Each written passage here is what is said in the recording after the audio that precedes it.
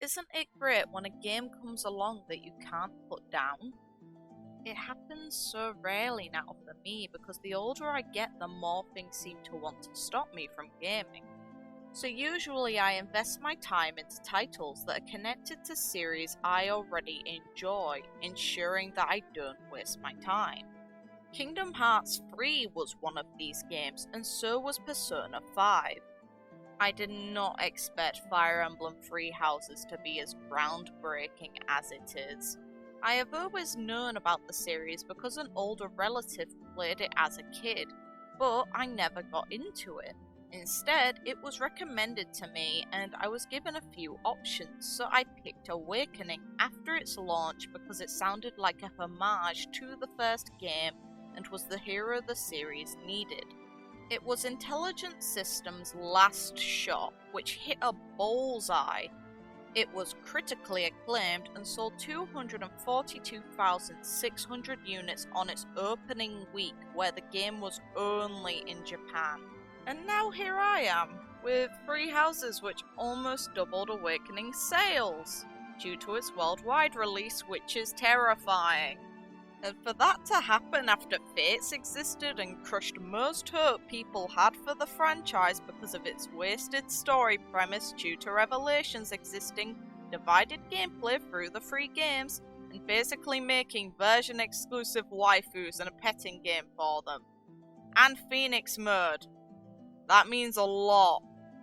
Oh yeah, and this game won Best Strategy Game and Player's Voice at Game Awards.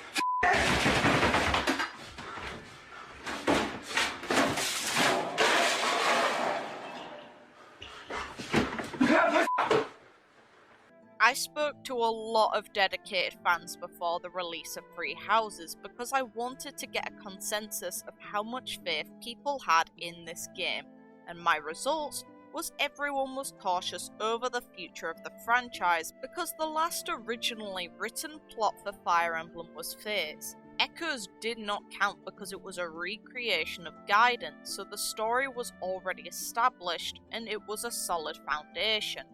I wanted their opinions because by the point Three Houses was approaching and the final trailer had yet to drop, I had not played the game it was being compared to the most in the series, which was Genealogy of the Holy War. Anything I did know about this game was from brief summaries of the setting of the game from the internet and representations of the characters that appear in Heroes, so I thought I could be lacking a lot of necessary information. But as it turns out, that information wasn't needed for this experience. Three Houses establishes it doesn't use any previous installments as a crutch for its narrative, so myself and other fans can jump into this experience without seeking previous installments. For this discussion video, I will be going into all aspects of the story, but I will split it up and give you timestamps for each route. So, you can avoid the sections you have not yet played so you aren't spoiled on any upcoming experience in your own playthroughs. The timestamps will also be in the description so you can jump to those moments at the click of a button. So with that out of the way, let's start with the blood of this game. For any being to live, blood needs to flow to sustain it. In this case, it would be the story which keeps the game burning in our hearts and mind and maintains it. And in the case of this game, the story is crafted masterfully when you take all the information spread throughout each route and identify it as a whole. But the issue is when looking into the routes individually, there are balancing issues. There are 4 routes in total, and they are split in half, with 2 being tied to the history of the world, and 2 being tied to the conflict of the game itself. I do not think this was a bad way to handle it, but it feels like the development team took on too big of a hurdle, making it so stretched out, because certain routes feel redundant compared to others, or are not given enough substance even with a unique premise, which is a huge shame. One thing though this game is brilliant at within its narrative is past chapters open and are more expansive when you know the context of the game's world and its characters, which you learn by going through the game entirely or through specific routes or getting supports. You are rewarded beyond just gameplay by replaying the story. You go from being very confused in the opening scene when Ceros fought and then was murdering Nemesis so brutally, to this after playing either Silver Snow or Verdant Wind. You can do it! Cut his fucking head off! You also feel sympathy when seeing her cradle the sword of the creator, and this is one of many examples of cleverly constructed moments. Not long after that moment when Edelgard is attacked by the bandit Costas, she uses a dagger to try and defend herself that will stab the Azure Moon players in the heart.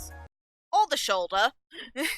And then later, when you bear in mind who the Flame Emperor really is, the merciless statement that Costas will die from the Flame Emperor is very understandable, considering he not only failed his task, but he almost killed the person he is speaking to. Things like Rhea's demeanour and faith towards Byleth make sense, unlike how you would view it in your first playthrough.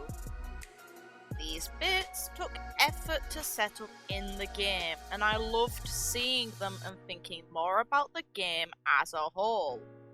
This sort of thing is what makes a story amazing to me, when reading more than once rewards the observer and gives more for people to dig into, and the only other stories that did this well within gaming to me were Danganronpa Zero, Zero Escape, AI the Somnium Files, and Silent Hill.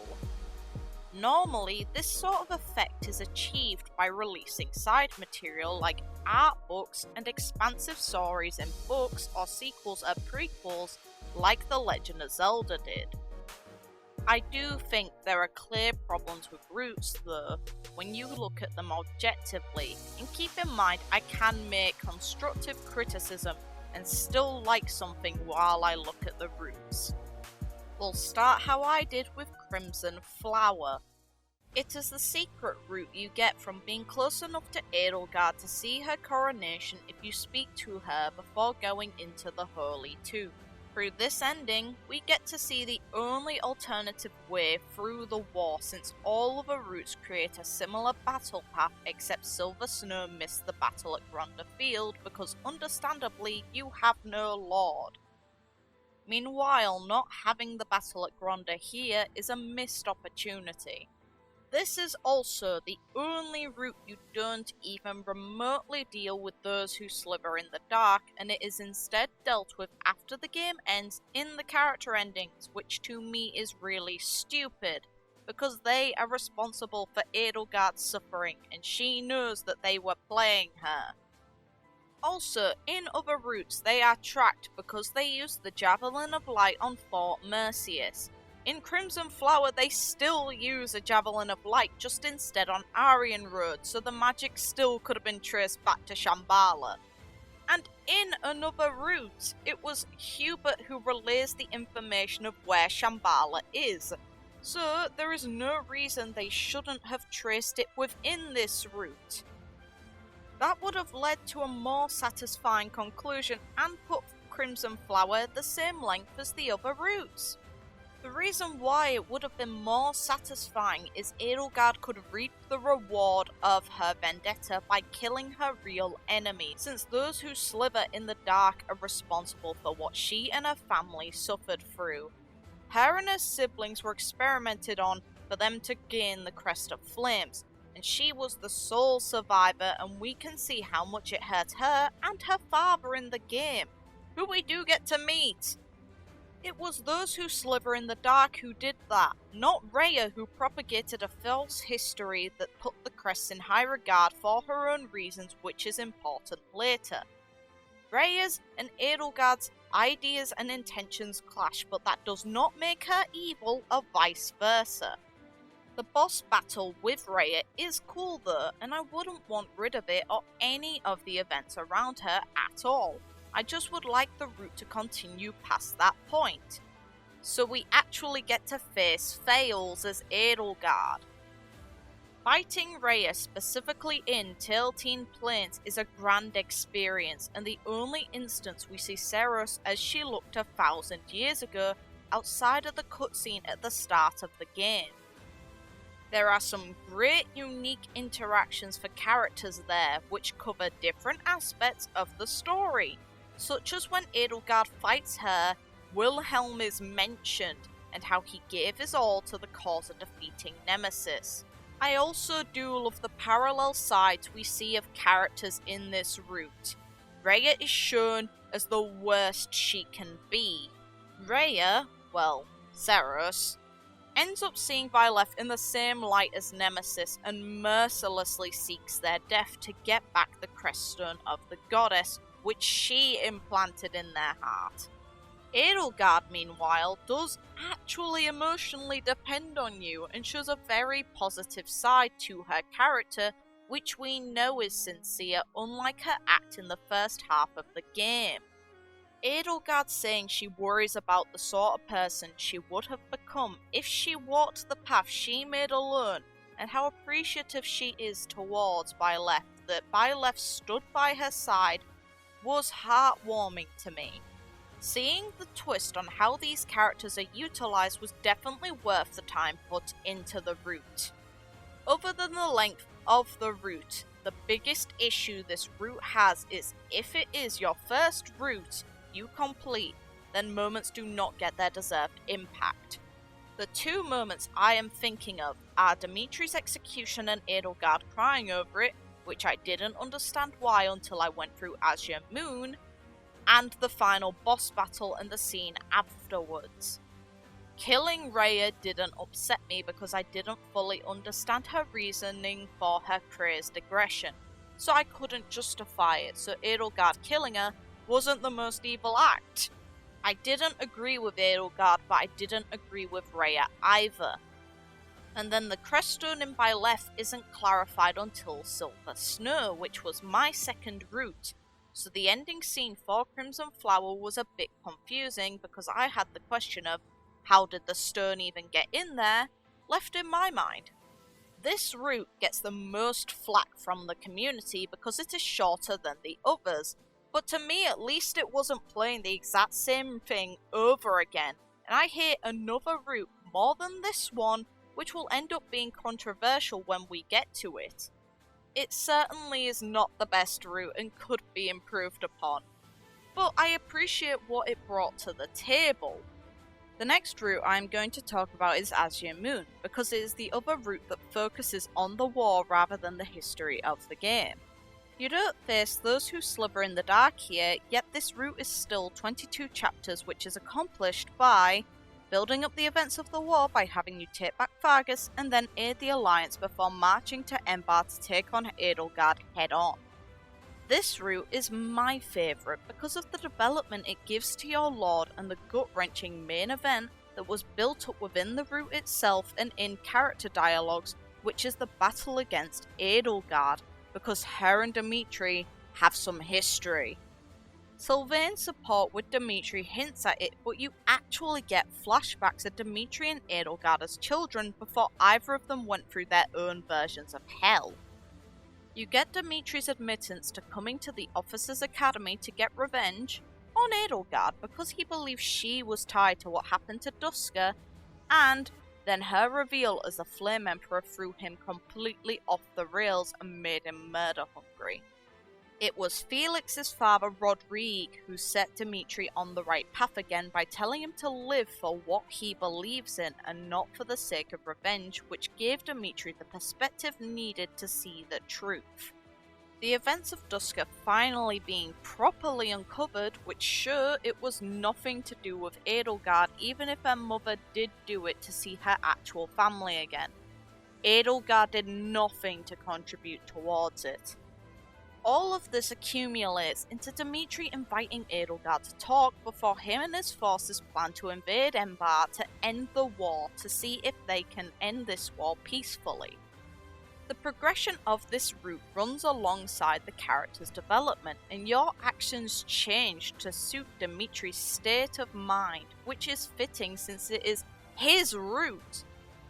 And that makes for a really satisfying conclusion because we appreciate Dimitri in the end and his genuine attempt to reach out for Edelgard.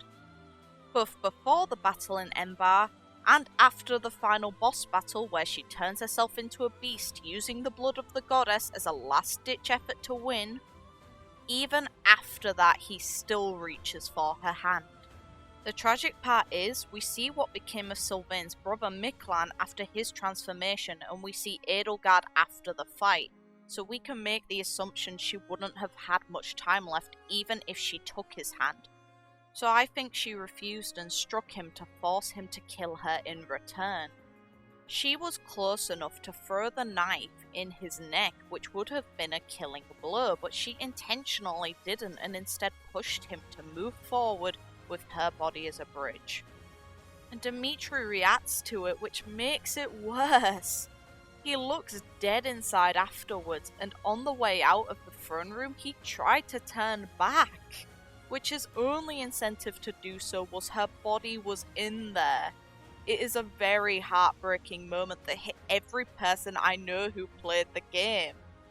And because of it, there are two things I don't believe were fitting because of the implications.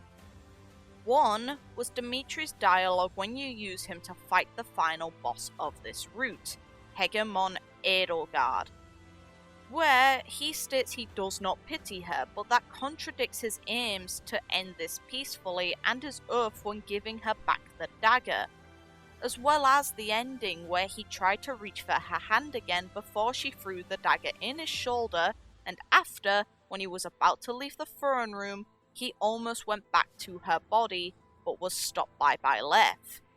Like, we go from this? Goodbye, Dimitri. Wait, Edelgard. There is something I must give you. This is for you. Use it to cut a path to the future you wish for. And I will rise up to meet you there. El? To this. To be changed beyond all recognition. That is what lies at the end of the ideals you served so diligently. I have no pity for one such as you.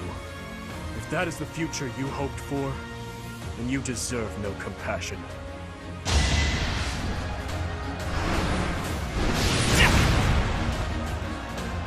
The second is the S-rank moment for Dimitri and Byleth, which happens not too long after he was forced to kill Edelgard. To me, I do think yes, very long term he could move past it, but so soon makes him seem so detached from it despite we can see he treasured her. When the game implies both of them did love each other, it makes it hard to think either of them would move on so quickly. Edelgard's S-rank works for her route because her focus isn't on her bond with Dimitri and they don't reconcile in it. Here though they do, so it leaves a bad taste in my mouth. They are minor complaints in the end that don't lessen my enjoyment of this route at all because it is amazingly crafted and builds its cast up beautifully. This route is the reason I said that Crimson Flower should not be the first one you play, because this makes some of the hits in Crimson Flower hit a lot harder. Because even there you see hints of the relationship between Dimitri and Edelgard when Edelgard reacts to killing him by crying, that even without them reconciling she always cared for him, just she decided her path was more important than all else, which is why she was willing to kill him. If anything, this route was so amazing it made me wish for the unthinkable after how I felt about FaZe. I want a happy ending for Dimitri and Edelgard where they can actually stand at each other's side and marry, which I will talk more about later. After all, now I have Silver Snow to talk about.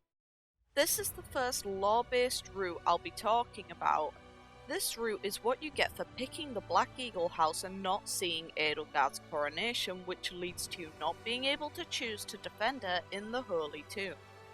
This route actually disadvantages you from the get-go, because you lose units for picking it, which are Edelgard and Hubert.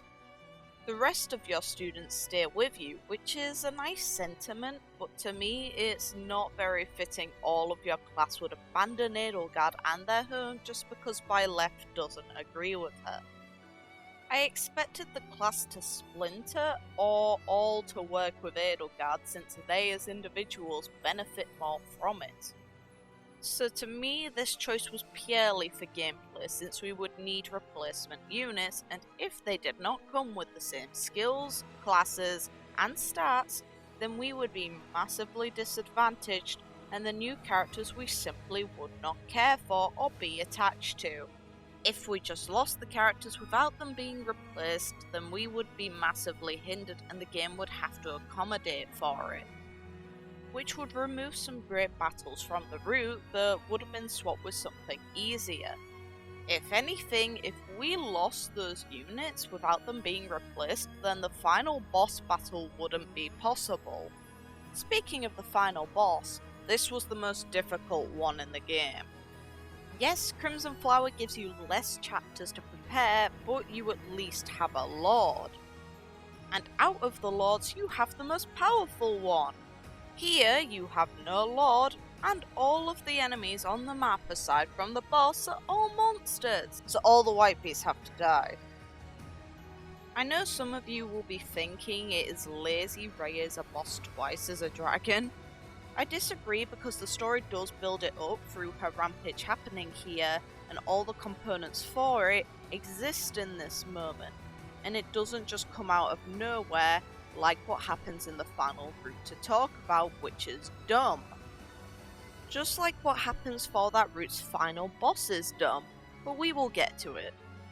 The justification I built for Rhea suddenly being this route's boss is her rampage was caused by her being so weak, so she went into fight or flight mode. Also, killing Edelgard really stung for me since I completed Crimson Flower first, so I was very attached to her. This route is better if you play Crimson Flower first for that scene, though it still weighs heavy on you anyway if, like me, you like Edelgard because she's an amazingly written character and doesn't actually ever actively screw you over, and doesn't actually lie about what she's doing, she just doesn't tell you. But not having a lord means you don't participate in the battle at Gronda Field. You do get to invade Shambhala after taking Edelgard down, however, which is pretty insane. That place is very interesting and is our showcase of what humans gained by Sophis helping them, and yet to them she is the Fellstar and they seek the eradication of her and her children. After Shambhala, Rhea defends you from javelins of light and suffers mortal wounds and is at death's door. While in this state, she reveals that Geralt's suspicions were justified and that Rhea had been implanting the Crest of Flames, which is part of her mother's heart, into people over the 1,000 years since she got it back from Nemesis, in hope that it would manifest and that Sophis would return. But if that happened, then those humans wouldn't truly exist anymore, so they were dispensable.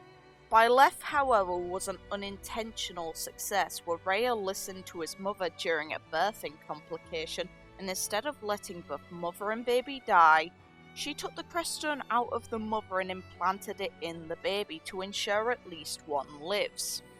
So the one time Zeros wasn't actually aiming to bring her mother back, it actually worked. Wow, that's some sick irony. This reveal really does show the worst thing Rhea consciously did with no justification, and Rhea is well aware of it considering when Seteth tried to question her earlier in the game, it is clear she is ashamed of it and she intentionally kept that secret from those she trusted the most, which would be Seteth and Flynn, who each fought with her and suffered for facing Nemesis. It can have one or two very polarizing effects on people when this reveal hits. You either end up disliking Rhea, or like me, you actually end up appreciating her more because it adds so much depth to her and makes sense of her behaviour up until this point. And it explains her theory in Crimson Flower where she says she will get her mother back. Which, yeah, she means literally. But regardless of what side you end up on, we all agree what she did was Once that reveal is over, she becomes enraged and the hardest boss in the game, and we are forced to kill her. The dialogue for the church characters here I definitely recommend you look into. It really adds to the moment. Once you defeat her, she usually will die, despite this is essentially her route. If you A-rank her and pick her as your romance though, she actually survives this, and it is revealed during her rampage she could hear Sophus's voice, and that she likely saved her. To me, I feel if Sophus has the option to save her, then she would in all scenarios, not just the one where Byleth wants to bang her. Just saying, if Sophus can save her, then there is no reason she wouldn't. Since the fact she does it all shows Sophus still cares for her and probably all of her children. For me, this route really made me wish Rhea could actually see Sophus face to face again. I felt really guilty for her, and it's all she wanted. And funnily enough, the goddess being shown to exist and the truth being revealed would actually make Fodlan at peace, because Edelgard wouldn't be able to fight that logic and result in a different route if shown earlier.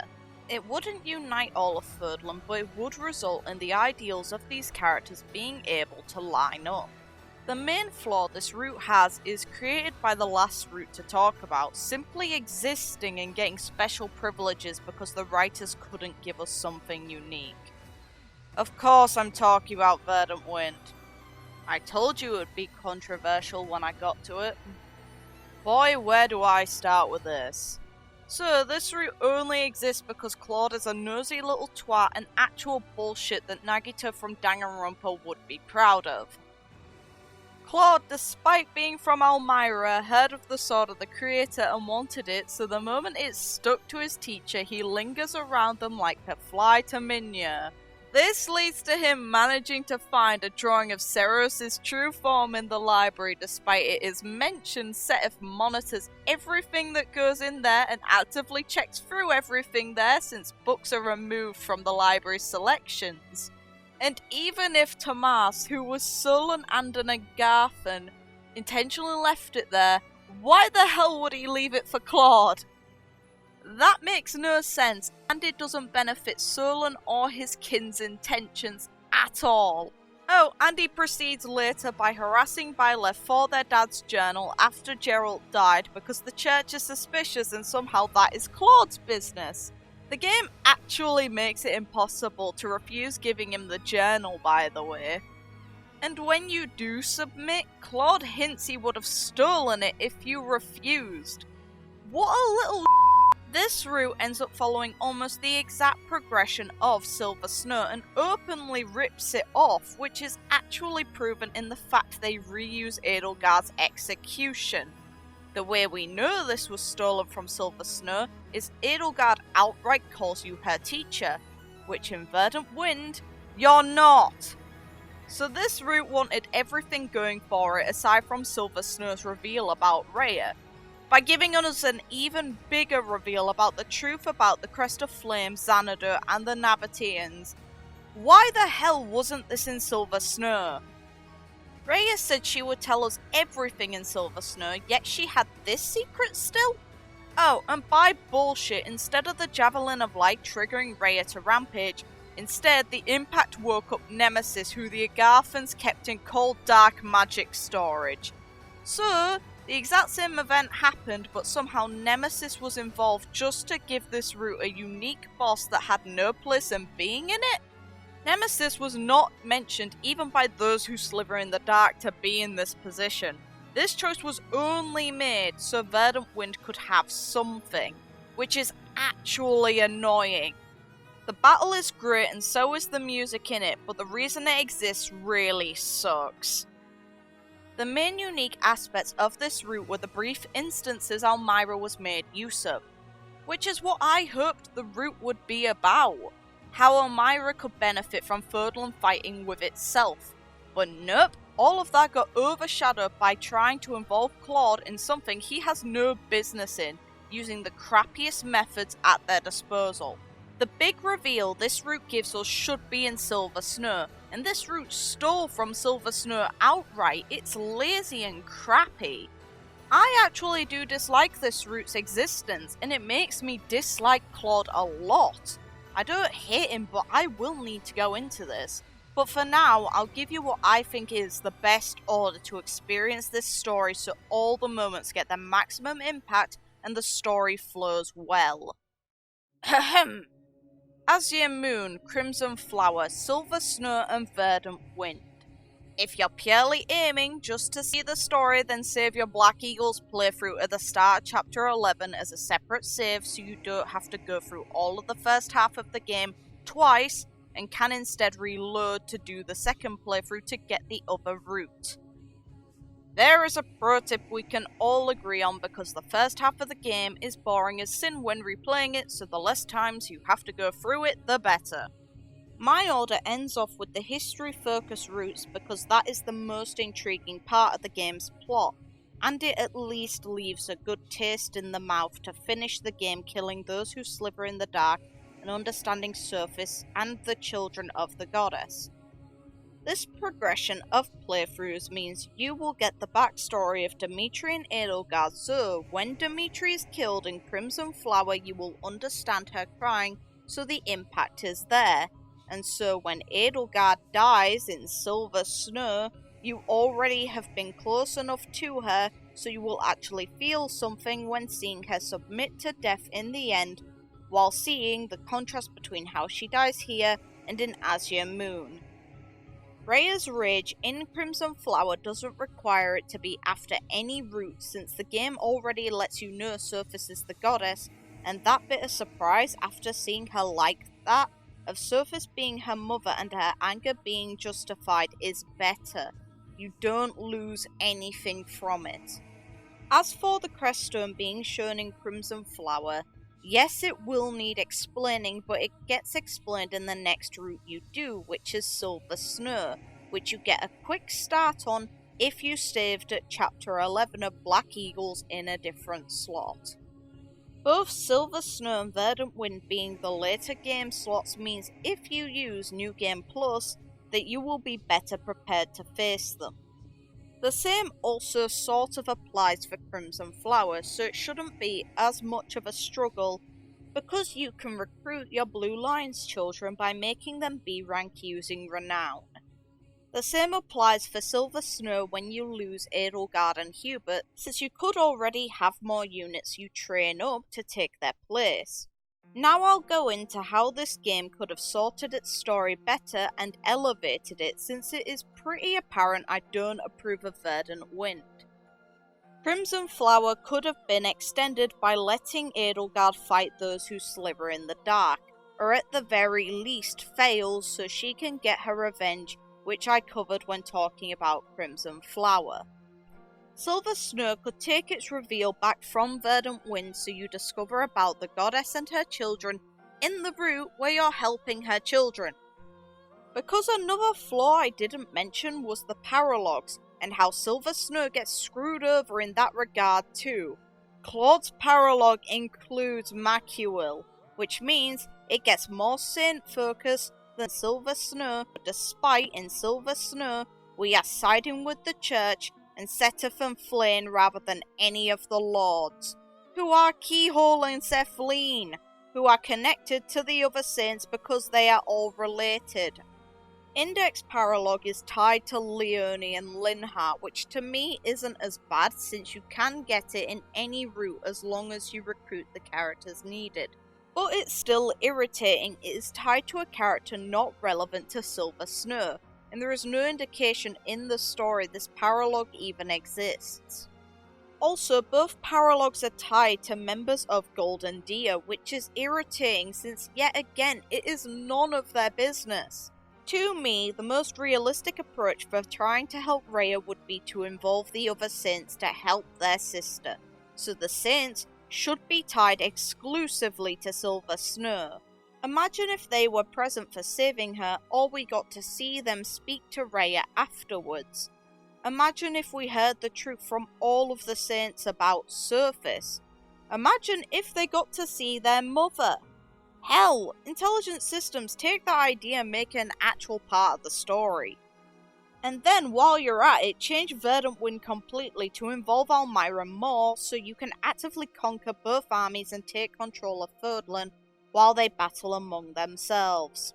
It would be so easy for Claude to pincer attack one of the armies and then conscript after winning to have a larger army to face the remaining forces.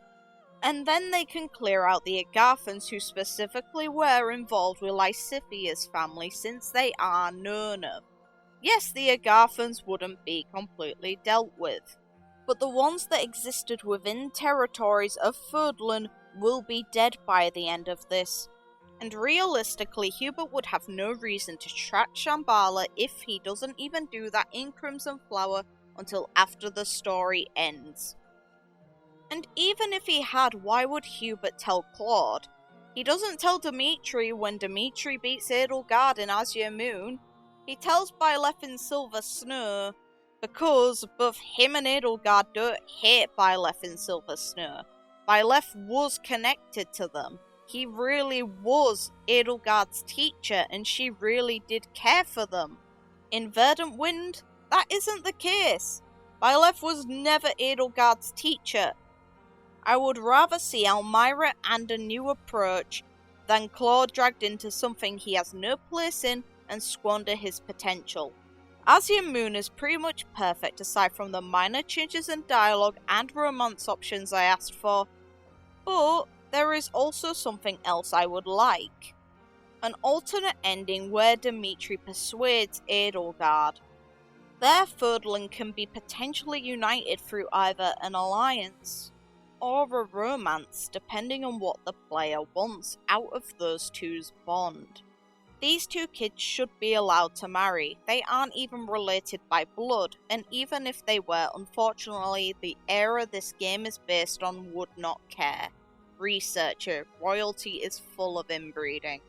If anything, they met before they were in-laws, and the reason this sort of ending wouldn't be horrid like it was for Fates is, we didn't buy separate games to pick a specific side. It doesn't waste the premise of the entire game, it just gives us more options, which I would appreciate. That is all for now. This discussion will continue into the next part, so stay tuned. For updates on the channel and to chat with awesome people, join the Discord community. I would appreciate if you like and subscribe, leave comments on your own opinions or anything you think I could have done better or could have spoken about. I'm intentionally leaving the DLC out of this for now, since when the story DLC comes, I can speak about it all properly then and how it impacts the main game. I'm sorry this took so long because of technical error and university deadlines, but hopefully it was worth the wait.